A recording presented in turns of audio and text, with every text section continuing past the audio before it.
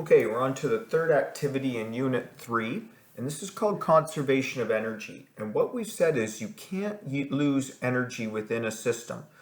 It can be transformed to different forms of energy, but the total energy you start with is the total energy you end up with. Now, what you will see here is that we've got energy kinetics to start with and gravitational energy to start with. The I means initial. Then we have energy kinetic final and energy gravitational final. So all we're going to do is work through about 3 questions here to see if you can get the hang of this. Now I would highly suggest you go over each of this or this video 2 or 3 times to try and get this. So what we have is a 1 kilogram ball is dropped from a height of 2 meters. So if it's dropped from a height of 2 meters, that means to begin with, it's got no energy kinetic. It wasn't moving to begin with. And then it's asking, what is the speed of the ball just before it hits the ground? So if it's right before it hits the ground, it has no height. So at the end, it's going to have no gravitational energy. Let's take a look at what we do have. At the beginning, we have gravitational energy, and at the end, we have kinetic energy. Once again, there's no kinetic energy at the beginning because you're dropping it from a start. With no motion, it's got no kinetic energy. It's got no gravitational energy at the end because it's just above the ground, so it's got no height. Gravitational energy is mgh, and kinetic energy is mv squared. So at the very beginning, we have a mass of 1. We've got a gravity of 9.8, and we've got a height of 2.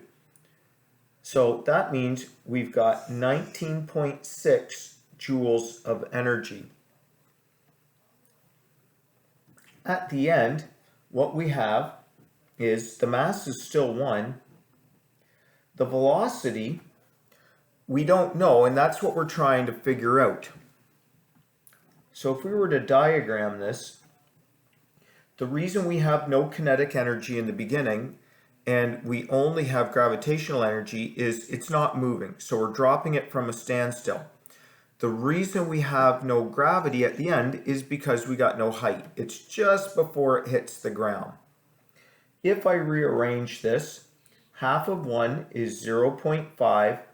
If I divide 19.6 by 0.5, what I'm going to get is 39.2.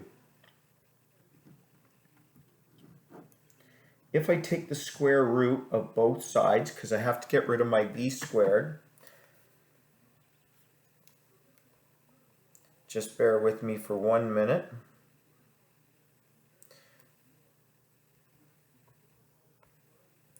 Our velocity is 6.2 meters per second.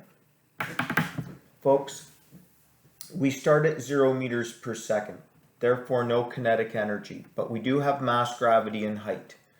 When we get to the bottom, we have a velocity. We do not have a vector here, so we don't have a direction, okay? This is scalar. So what that means is it doesn't matter what direction we're going in, we are at 6.2 meters per second. Let's try another one.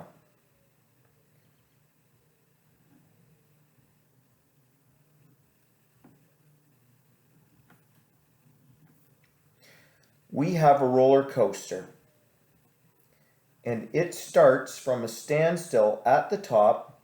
It weighs 100 kilograms, and let's say that this is 20 meters up, and let's say that at this point here we've got 4 meters plus 16 meters, so this is 4 meters above the ground. So one of the questions that asks here is, when is this moving the fastest? Well, it's moving the fastest, excuse me, sorry about that, I'll state that again. In this diagram, there's a roller coaster starting at 0, so it's got no kinetic energy. So energy kinetic, it does have mass and a height.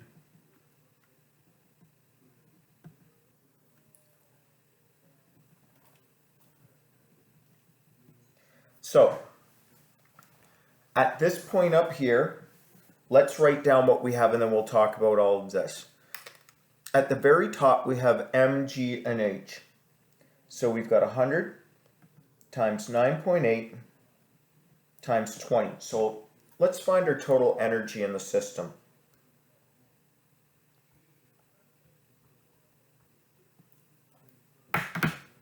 We have 2,156 joules of energy in this system.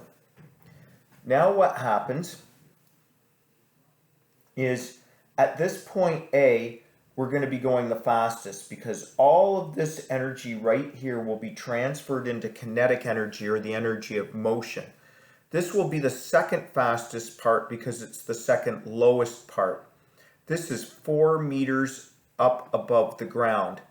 Okay, so let's talk about what our velocity is at that point. Well, at this point we have two types of energy. Because we're 4 meters above the ground, we still have kinetic energy.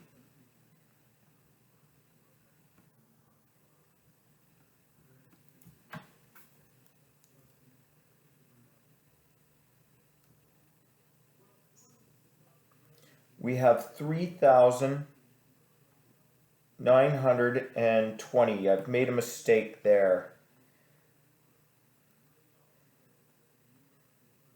Nope, that's right. So where I've made the mistake is in my initial calculation.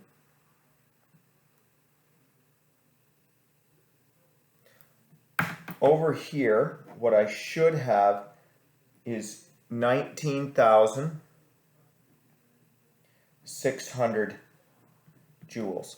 So folks, up here, what I have is 19,600 joules. Here, my gravitational energy is 3,920. So the rest is kinetic energy. Remember, energy is conserved in the system. So if at this point here I'm at 19,600 and here I'm at 3,920, I'm going to subtract the two and see how much money I have left, or how much energy I have left for kinetic energy.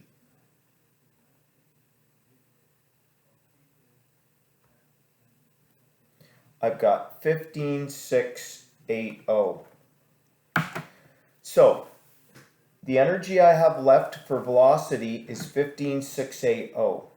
So energy kinetic is half mv squared equals 15,680.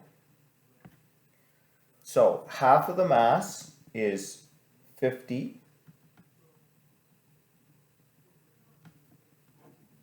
If I rearrange the formula, the velocity is going to be 15,680 divided by 50. Then I'm going to take the square root of that.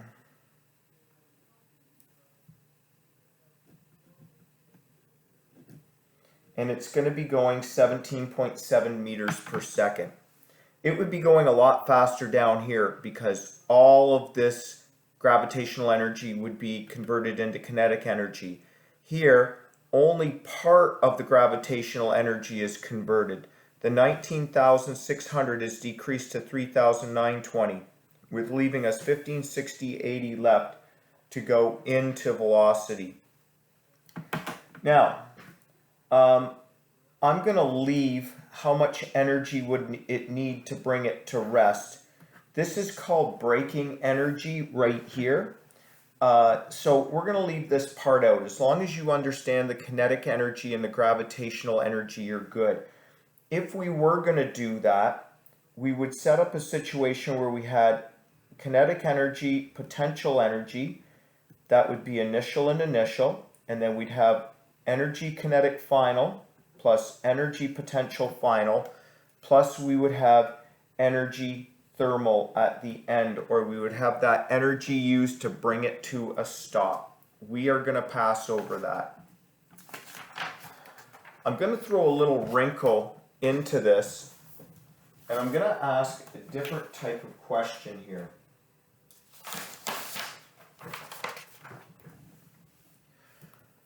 Let's say that we had a roller coaster, and once again, it weighs 100 kilograms.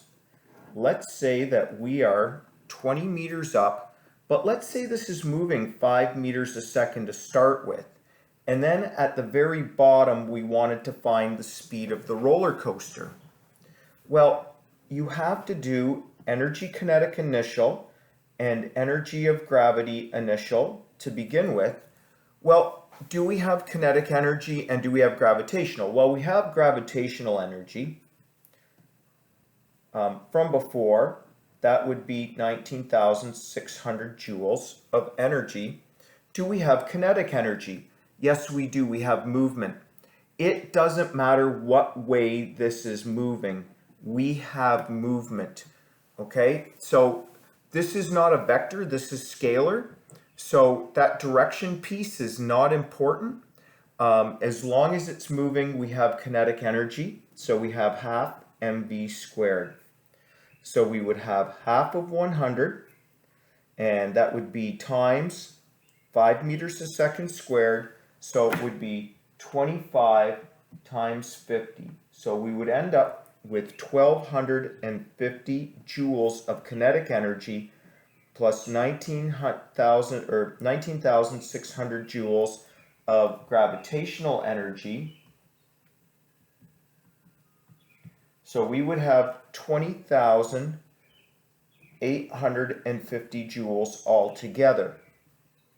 Now at the bottom, because we've got no height here, because our height is 0, we can get rid of that. Everything would go into kinetic energy.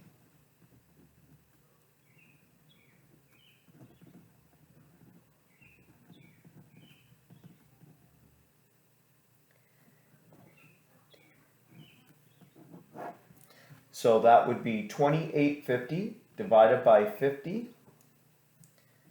And then what we'd want to do is we'd want to take the square root of that. And our velocity would be equal to 20.4 meters per second. Because this cart was moving when it was up top, that adds more energy in to make it be going faster when it's down at the bottom. For this section, what I want you to be able to do is understand the relationship between kinetic energy and gravitational energy, and understand that within a system, if we have a certain amount of energy at the beginning, we have that same amount of energy at the end.